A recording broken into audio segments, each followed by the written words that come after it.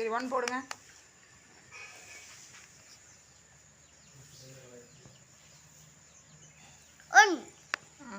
எழுதுங்க. அழகா பாப்பா எழுதி பல்லவி வரலாமா.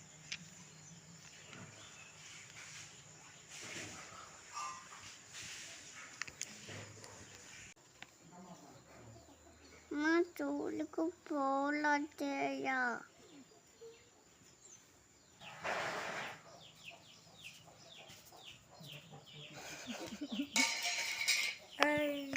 சரி எழுதுங்க பாப்பா எழுதுங்க.